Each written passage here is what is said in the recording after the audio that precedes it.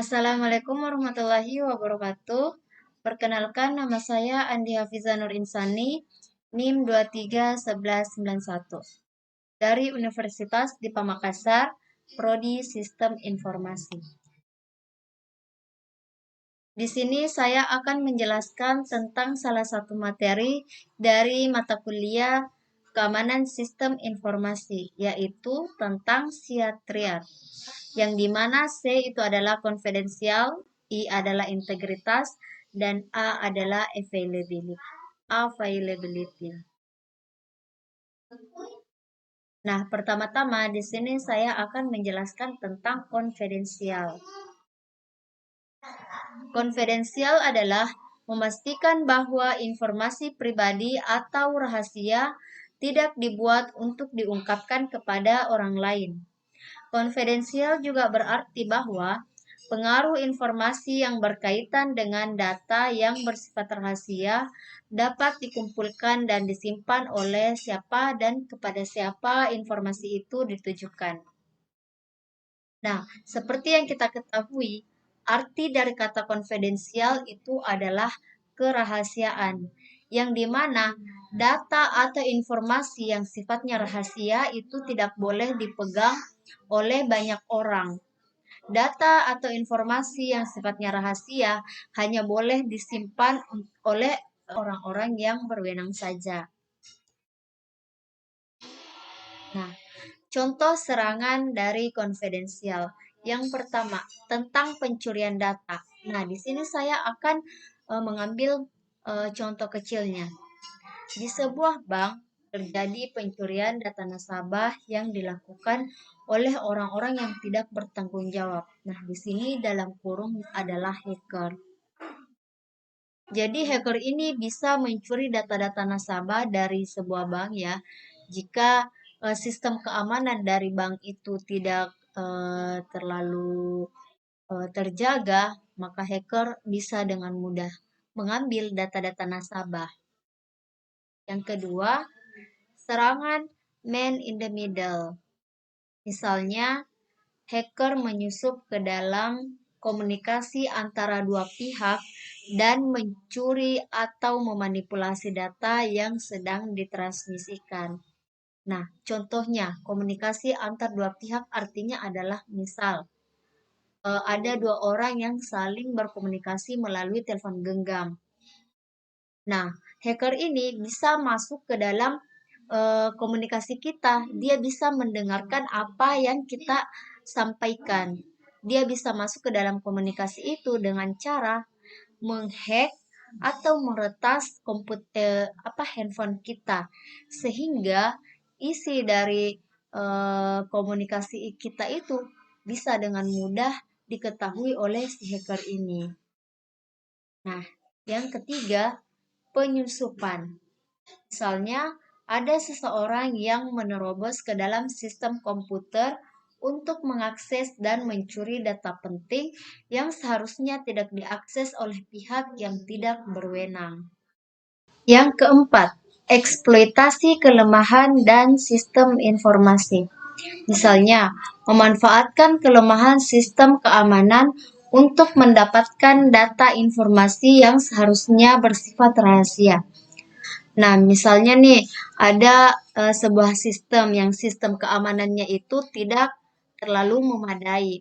Nah, hacker ini mampu memanfaatkan situasi tersebut untuk mendapatkan data informasi yang bersifat rahasia. Nah, cara mengatasi konfidensial.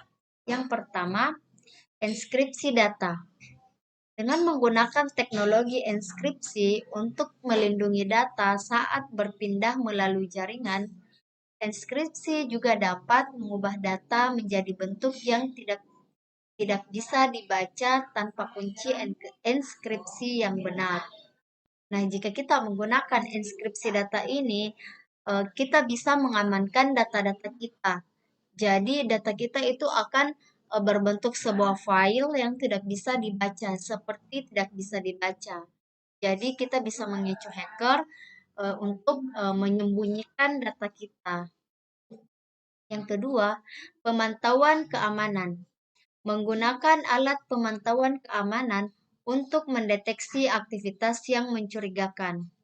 Nah, alat pemantauan keamanan ini bisa seperti CCTV, alat penyadap suara. Nah, ini bisa dipasang di dalam ruangan yang di dalamnya itu terdapat sistem kita yang ada rahasia penting yang tidak boleh banyak orang tahu. Yang ketiga, pembaruan perangkat lunak.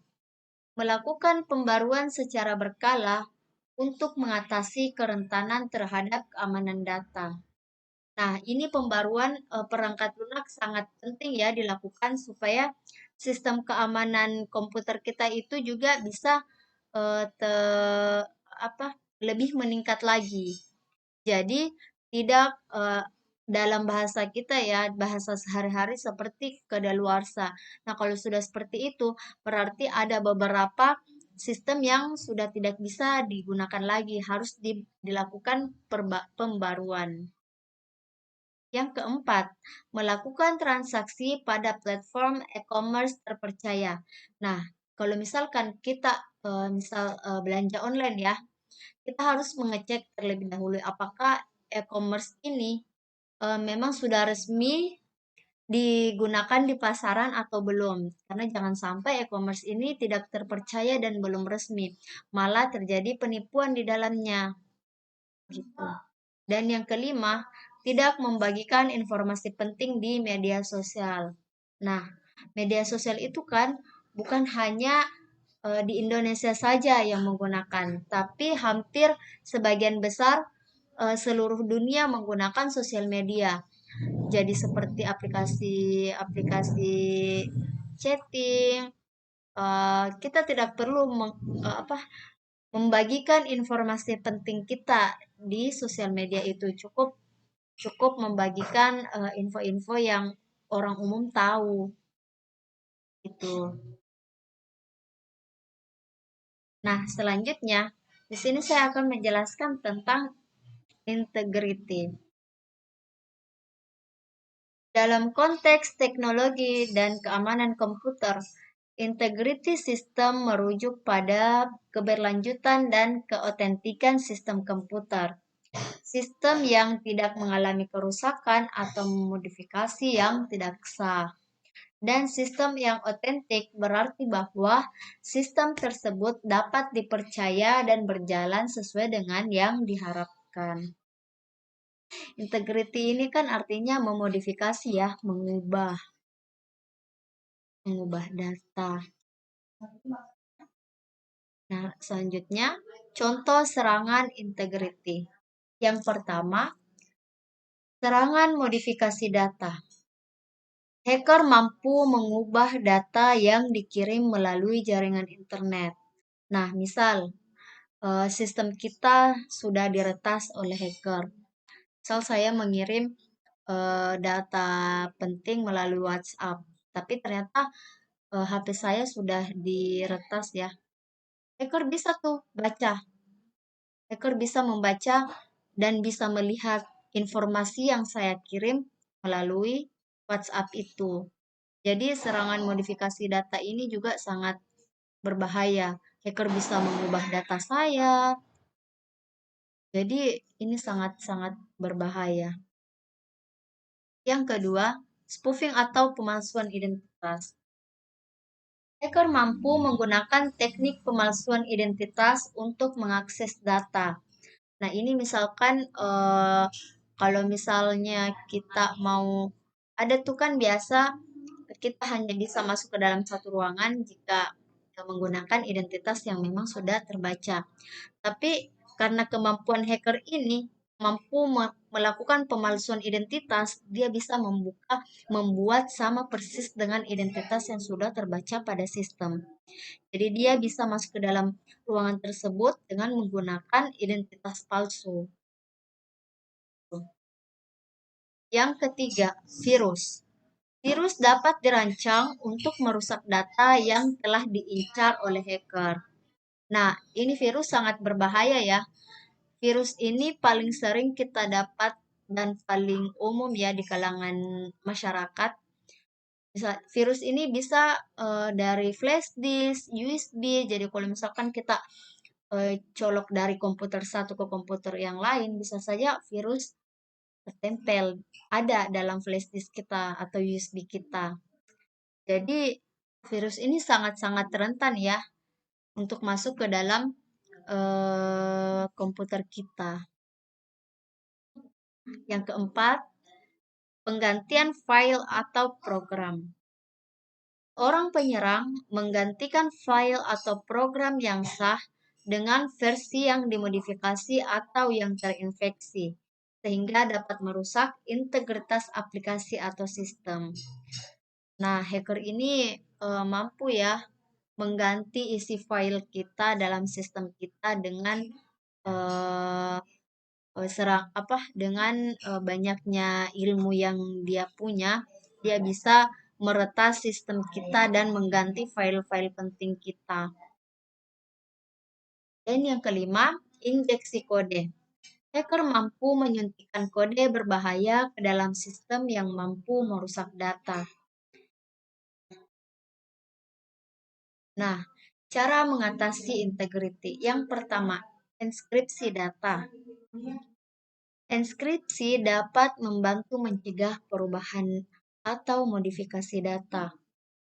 Nah, enskripsi ini sangat penting ya. Jadi diusahakan untuk selalu menggunakan eh, sistem enskripsi data ini. Seperti yang saya jelaskan tadi di awal tentang konfidensial, dia juga cara mengatasi konfidensial itu juga yaitu dengan enskripsi data. Karena dapat mengubah bentuk file sehingga file itu tidak bisa diubah, tidak bisa dimodifikasi oleh si hacker. Nah, yang kedua, verifikasi dan validasi. Dilakukan secara teratur untuk memastikan integritas data tetap terjaga. Yang ketiga, backup rutin. Memastikan bahwa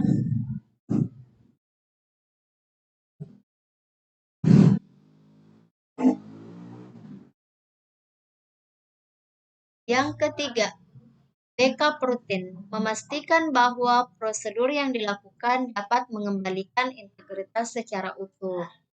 Nah, backup rutin ini sangat penting juga ya. Jadi, misalnya kita punya data penting nih. Nah, kita jangan menyimpan di sistem komputer kita saja. Kita juga bisa menyimpan di tempat yang lain, di backup yang lain, misalnya hard disk. Jadi kalau misalkan komputer kita terserang virus atau apa begitu yang bisa merusak data, nah kita masih ada backupan nih, kita masih ada backupan untuk memulihkan kembali data-data penting kita. Yang keempat, pengelolaan kelemahan. Evaluasi keamanan harus rutin dilakukan untuk mencegah terjadinya kelemahan terhadap pembaruan perangkat lunak. Jadi kalau misalkan eh, sistem keamanan kita juga ini lemah akan keamanan ya, pastinya hacker juga bakalan dengan mudah menyuntikkan virus ke dalam sistem kita. Keamanan yang tinggi saja belum tentu bisa terjamin komputer kita bebas dari hacker, bebas dari peretasan. Jadi perlu dilakukan pengelolaan kelemahan perangkat lunak. Nah, yang terakhir saya akan menjelaskan tentang availability. Dalam konteks keamanan teknologi, ketersediaan berfokus pada melindungi sistem dan data dari berbagai ancaman yang dapat menyebabkan gangguan, pemadaman, atau ketidaktersediaan sementara atau permanen. Contoh serangan availability. Yang pertama, serangan malware. Virus atau malware adalah perangkat lunak berbahaya yang dapat merusak, mengubah, atau mengakses data tanpa izin. Nah, virus ini betul-betul sangat berbahaya ya, karena ini sudah bisa merusak, bisa mengubah. Nah, virus ini sangat berbahaya ya, karena Dia sudah bisa merusak, sudah bisa mengubah juga, dan dia bisa mengakses data tanpa izin. Yang kedua, serangan phishing. Penyerang menggunakan pesan palsu yang meniru entitas yang sah untuk memancing informasi sensitif atau menyebabkan pengguna mengklik tautan berbahaya. Nah, ini edukasi ya untuk kita semua juga. Jangan sembarangan mengklik tautan, link-link berbahaya. Jangan sampai eh, di dalamnya itu eh, bisa apa mengambil data penting kita, mengambil data pribadi kita. Jadi jangan ngasal klik-klik link tautan. Jangan sampai itu adalah hacker atau apa. Yang ketiga, serangan SQL injection. Penyerang menyisipkan kode SQL yang berbahaya ke dalam input aplikasi web untuk mengakses atau memodifikasi database. Nah, ini kalau sudah masuk ke database ya, artinya sudah aplikasi web kita sudah tidak bisa digunakan lagi secara utuh. Karena database-nya sudah beda ya dengan program atau codingan yang ada di aplikasi web kita. Jadi aplikasi web kita ini sudah tidak bisa digunakan secara utuh. Yang keempat, serangan kelemahan sistem. Mengeksploitasi kerentanan perangkat lunak atau sistem operasi yang tidak diperbarui untuk mendapatkan akses yang tidak sah. Cara mengatasi availability. Yang pertama, pembaruan dan pemeliharaan sistem. Memastikan sistem operasi, perangkat lunak, dan aplikasi selalu diperbaharui dengan patch keamanan terbaru untuk mengatasi kelemahan atau celah keamanan yang dapat dimanfaatkan oleh penyerang. Nah, ini pembaruan perangkat itu sangat penting ya, supaya kelemahan pada sistem keamanan kita itu bisa teratasi dan tidak dan apabila keamanan itu lemah, itu akan sangat mudah dimanfaatkan oleh hacker. Yang kedua, firewall dan sistem deteksi intrusi atau IDS. Gunakan firewall dan IDS untuk memantau dan mengontrol lalu lintas jaringan, serta mendeteksi aktivitas mencurigakan yang dapat menandakan serangan. Yang ketiga, enskripsi data. Terapkan enskripsi pada data yang sensitif, baik dalam perpindahan maupun penyimpanan, guna untuk melindungi data dari akses yang tidak sah. Jadi enskripsi data ini sangat penting ya, bukan hanya untuk perpindahan data juga, perpindahan data, tapi juga jika kita menyimpan data kita ya menggunakan enskripsi data juga, seperti itu. Nah, selanjutnya, apakah Setriat penting untuk keamanan teknologi informasi? Setriat menyediakan daftar periksa tingkat tinggi yang sederhana namun komprehensif untuk mengevaluasi prosedur dan alat keamanan. Sistem yang efektif memenuhi ketiga komponen. Yang pertama, kerahasiaan, integritas, dan ketersediaan. Sistem keamanan informasi yang tidak memiliki salah satu dari ketiga aspek di atas yang telah disebutkan tadi tidaklah cukup. Jadi, kerahasiaan, integritas, dan ketersediaan ini sangat-sangat diperlukan, dan ini sangat membantu kita dalam eh, keamanan sistem kita. Jadi akan tidak mudah penyerang untuk masuk ke dalam sistem kita. Penerapan Setriat yang melibatkan konfidensial atau kerahasiaan, integritas dan availability atau ketersediaan juga penting untuk keamanan teknologi informasi, karena menetapkan dasar-dasar utama yang membantu melindungi informasi dan sistem. Penerapan Satriat membantu organisasi dalam merumuskan rencana respons terhadap insiden yang efektif.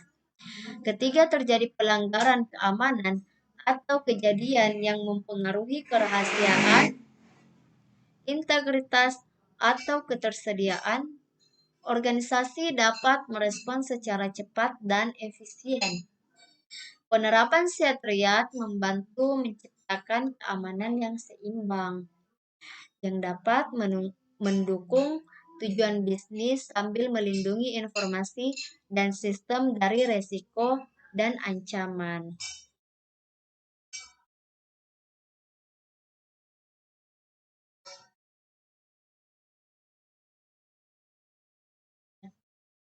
Keamanan Satriat juga berguna dalam menilai apa yang salah dan apa yang berhasil setelah sebuah insiden negatif. Misalnya, ketersediaan mungkin terganggu setelah serangan malware seperti ransomware. Namun, sistem yang ada masih mampu menjaga kerahasiaan informasi penting. Data ini dapat digunakan untuk mengatasi kelemahan dan mereplikasi kebijakan dan implementasi yang berhasil. Jadi, Satriat itu sangat penting ya untuk keamanan sistem kita. Jadi, apabila serangan, virus, atau apa saja yang masuk ke dalam sistem kita, kita masih bisa mengatasi serangan itu, kita masih bisa mencegah, kita masih bisa mengakses data kita sendiri, dan kita masih bisa membuka data-data kita. Nah, yang harus kita perhatikan juga adalah yang pertama, holistic approach. Satriat menyediakan pendekatan holistik untuk keamanan informasi dengan mempertimbangkan aspek kerahasiaan, integritas, dan ketersediaan secara bersama-sama. Organisasi dapat mengidentifikasi dan mengatasi resiko keamanan dengan cara yang komprehensif. Yang kedua, perluasan perlindungan informasi. Dengan memprioritaskan keamanan informasi melalui aspek kerahasiaan, integritas, dan ketersediaan, organisasi dapat memastikan bahwa data yang sensitif tetap rahasia, tidak dimodifikasi atau dimanipulasi, dan tetap dapat diakses ketika dibutuhkan. Nah, untuk perlindungan informasi ini sangat penting ya. Jadi, kalau misalkan ada data yang sensitif itu, kita penyerang itu tidak bisa mengubah atau memanipulasi data kita, dan kita masih tetap bisa mengakses data-data kita. Yang ketiga, perlindungan terhadap ancaman yang beragam. Satriat membantu mengidentifikasi dan melindungi terhadap berbagai jenis ancaman keamanan, termasuk serangan cyber, pencurian fisik, atau bencana alam. Pendekatan ini memberikan perlindungan secara menyeluruh terhadap beragam risiko. Yang keempat, kepercayaan dan reputasi. Penerapan Satriat membantu dalam membangun dan memelihara kepercayaan pelanggan dan pemangku kepentingan. Dengan menjaga kerahasiaan data pelanggan, memastikan integritas memastikan integritas informasi, dan memberikan layanan yang dapat diandalkan, organisasi dapat melindungi reputasi mereka. Yang kelima, kepatuhan hukum dan regulasi. Banyak undang-undang dan regulasi yang mengharuskan organisasi untuk menjaga kerahasiaan, integritas, dan ketersediaan data. Penerapan Satriat membantu organisasi mematuhi persyaratan hukum dan regulasi yang berlaku. Yang keenam, respons terhadap insiden yang efektif. Penerapan Satriat membantu organisasi dalam merumuskan rencana respons terhadap insiden yang efektif. Ketika terjadi pelanggaran keamanan atau keamanan, atau kejadian yang mempengaruhi kerahasiaan, integritas, dan ketersediaan, organisasi dapat merespons secara tepat dan efisien. Nah, kapan sih kita harus menerapkan SEAT Triad? Nah, SEAT Triad akan sangat membantu pada situasi dan kondisi keamanan, terutama jika setiap komponen yang ada sangat krusial dan sensitif. Namun, ini juga berguna saat mengembangkan sistem yang berkutat seputar klasifikasi data dan mengelola izin dan hak akses. Juga harus menerapkan siatriat dengan ketat sangat saat menangani kerentanan dunia maya organisasi. Nah, di sini misalnya sosial media ya, dunia maya itu sosial media. Hal ini dapat menjadi alat yang ampuh dalam menggunakan cyber campaign yang mengacu pada proses penargetan dan pelaksanaan serangan cyber. Threat keamanan SIA dapat membantu untuk mengetahui apa yang mungkin diincar oleh penyerang dan kemudian menerapkan kebijakan dan alat untuk melindungi aset-aset tersebut secara memadai. Selain daripada itu, SIA-Triad juga dapat digunakan saat melatih karyawan tentang keamanan cyber. Nah, dari penjelasan di atas, di sini saya dapat menarik kesimpulan. Dengan memperhatikan dan menerapkan prinsip-prinsip ini, organisasi dapat meningkatkan keamanan informasi mereka secara menyeluruh, sehingga dapat menjaga kerahasiaan, integritas, dan ketersediaan data yang dikelolanya. Ancaman keamanan informasi dapat datang dalam bentuk apapun. Dengan memahami beberapa fungsi dasar dari SEAT ini, diharapkan perusahaan dapat melakukan evaluasi dan identifikasi kebijakan sesuai dengan aspek-aspek pada SEAT. Seperti yang sudah dijelaskan sebelumnya ya, pada SEAT terdapat tiga aspek dasar yang harus selalu diperhatikan dalam menjaga keamanan informasi kita, yaitu konfidensial yaitu kerahasiaan, integrity adalah memodifikasi, dan availability adalah ketersediaan.